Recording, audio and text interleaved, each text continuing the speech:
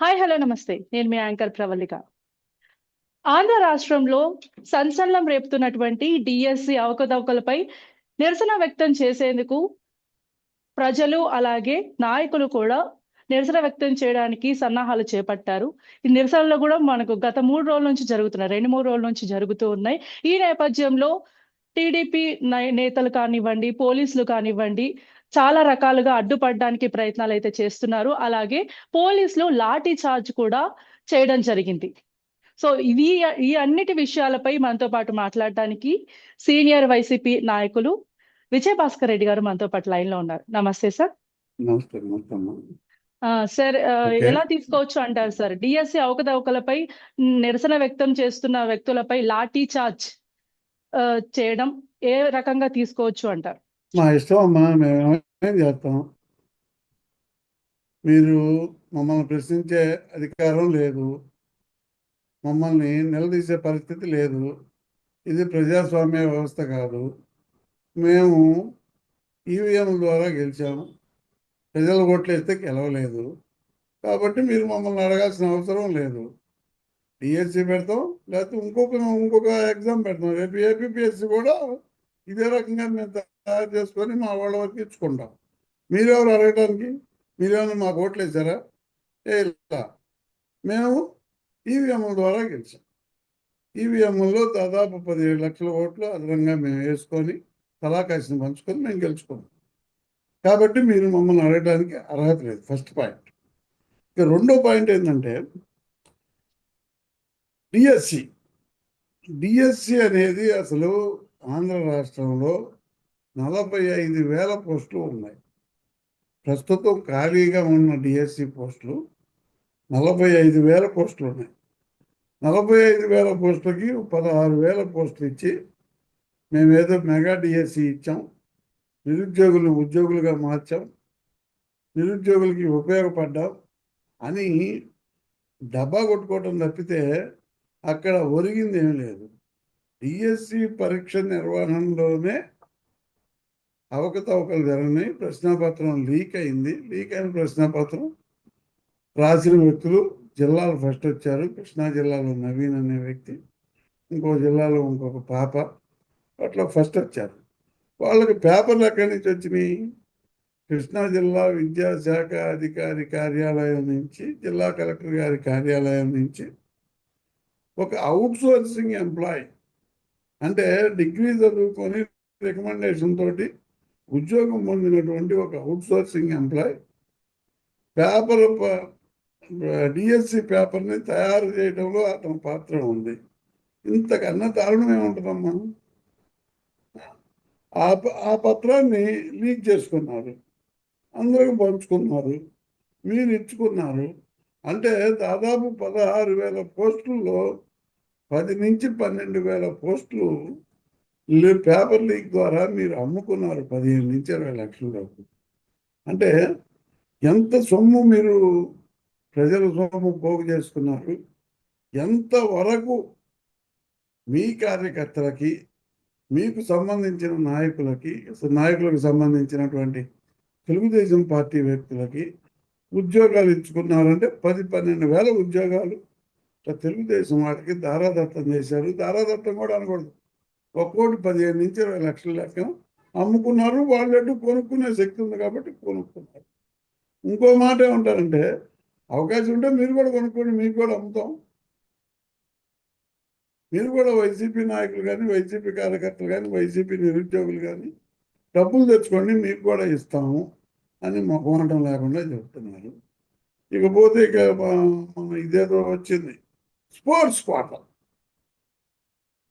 Quota అంటే తెలుగుదేశం ప్రభుత్వంలో గెంతులు ఆడటం, గోడలు దోకటం, బెల్లం కూడా ఆడటం, గోళీలు ఆడటం, అమ్మా నానాట, చమ్మా చక్కాట, ఈ ఆటలకు కూడా ఉద్యోగాలు ఇచ్చినటువంటి పరిస్థితి ఇవాళ.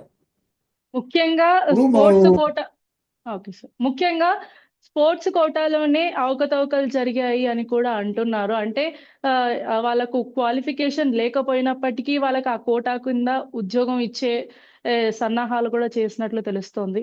100% మందు అందులో సత్యం లేదు. స్పోర్ట్స్ కోటాలో 421 పోస్టులు అనౌన్స్ చేసింది గవర్నమెంట్.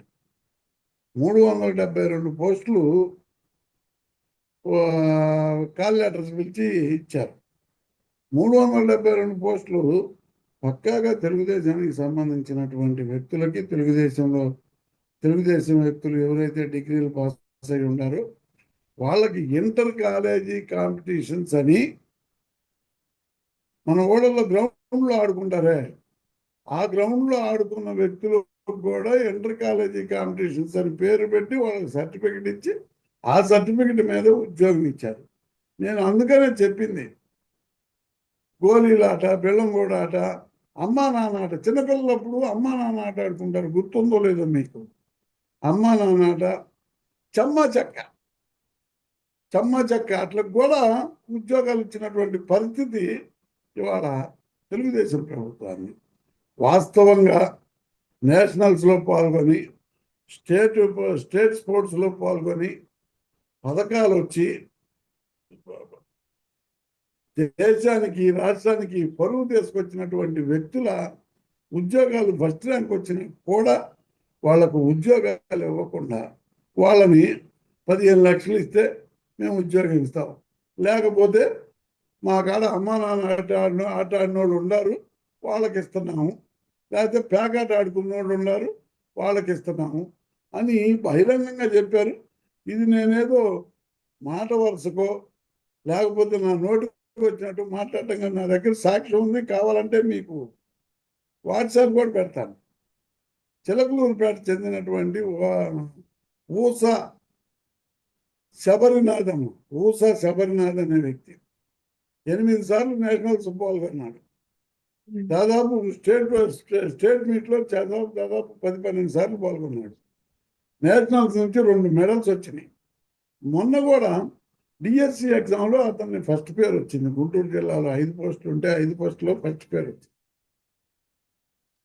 అతనికి సెక్రటేరియట్ నుంచి ఫోన్ చేసి నువ్వు 15 లక్షలు ఇస్తే నీకు ఉద్యోగం ఉంటుంది, లేకపోతే మేము వేరే వాళ్ళకి ఇచ్చుకుంటాం అని డైరెక్ట్గా కాంట్రాక్ట్ చేసినటువంటి పరిస్థితి నా దగ్గర ఎవిడెన్స్ రూపంలో ఉంది. నేనేం అబద్ధం చెప్పట్లేదు. ఎక్కడికి వచ్చైనా ఎవిడెన్స్ ఇస్తాను. ఈ మనం వాయిస్ అయిపోయిన తర్వాత ఖచ్చితంగా మీకు కూడా ఎవిడెన్స్ పెడతాను, మీరు వెరిఫై చేసుకోండి, నాకేం అభ్యంతరం లేదు. ఆ రకంగా అమ్ముకున్నారు, పోస్టులన్నీ అమ్ముకున్నారు. ఉద్యోగ డిఎస్సి పోస్టులు ఏమో 10-12 వేల పోస్టులు అమ్ముకున్నారు. ఈ స్పోర్ట్స్ కోటాలేమో జీవో నెంబర్ 4 అని తెచ్చి ఎగ్జామ్ అక్కర్లేదు స్పోర్ట్స్ కోటాకి అని జీవో నెంబర్ 4 తెచ్చి ఎగ్జామ్ అక్కర్లేకుండా ఈ చిల్లరాట్లు ఆడుకునే వాళ్ళకి, ఒంగుడు దూకులు ఆడుకునే వాళ్ళకి, అమ్మా నాన్న ఆడుకునే వాళ్ళకి, చెమ్మ చెక్క ఆడుకునే వాళ్ళకి ఉద్యోగం ఇచ్చారు. వాళ్ళు రేపు పిల్లల్ని తీర్చిదిద్దుతారనమాట. ఏది ఆటల్లో తీర్చిదిద్ది భావి భారతావనిలో ఏ స్పోర్ట్స్లో పాల్గొన్నా ఈ తీర్చిదిద్దే వాళ్ళు కూడా ఒంగుడు దూకుళ్ళు, అమ్మా నాన్న, చెమ్మ చెక్క అట్లా ఆడిపిస్తారండి. అంత తప్పితే వాళ్ళు చేయగలిగిన వీళ్ళకి వస్తే కదా వాళ్ళకి చెప్పే పరిస్థితి లేదు. కాబట్టి మేము అనేది ఏంటంటే మా పార్టీ పరంగా మా నాయకుడు పిలిపించిన మేరకు గత 3 రోజులుగా ధర్నాలు చేశాం. ఇవాళ ర్యాలీ చేశారు.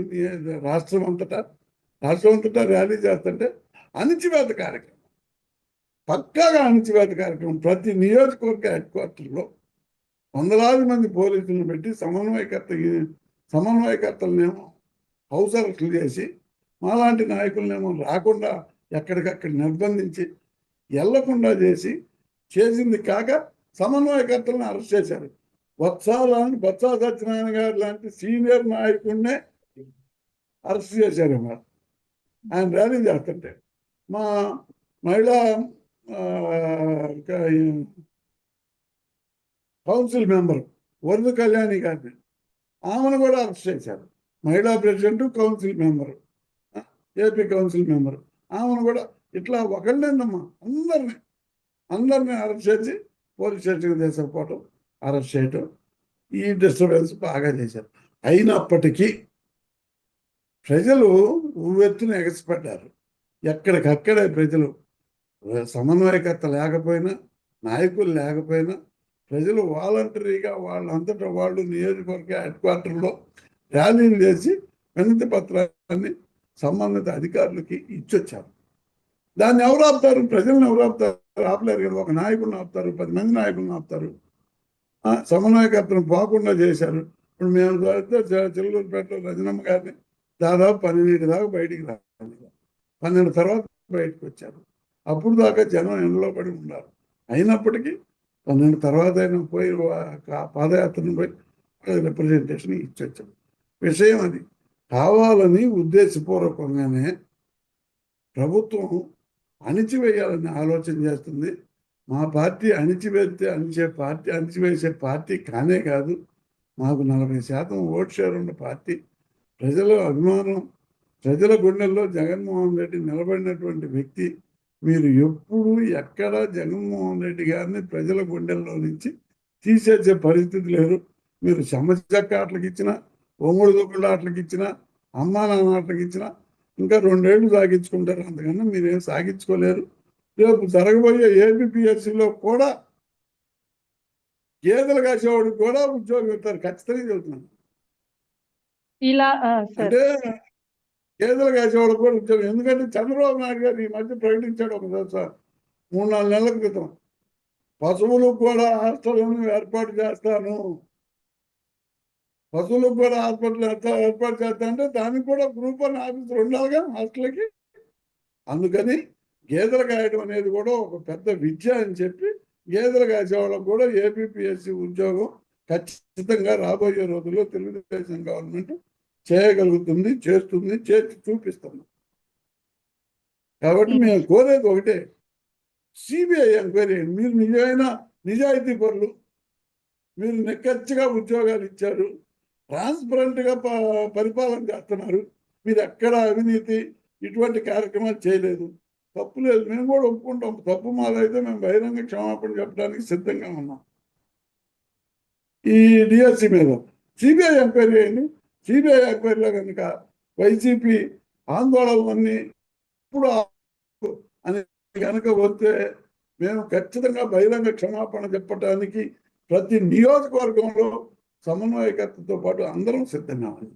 నువ్వు సిబిఐ ఎంక్వైరీ సరే, రాజీనామా అంటే చేయడం ఎందుకు? ఈవీఎం తోటి వచ్చాం కదా, మీరు ఓట్లు లేదు కాబట్టి మేము రాజీనామా చేయమని చెబుతున్నాడు పక్కన లోకేష్ గారు.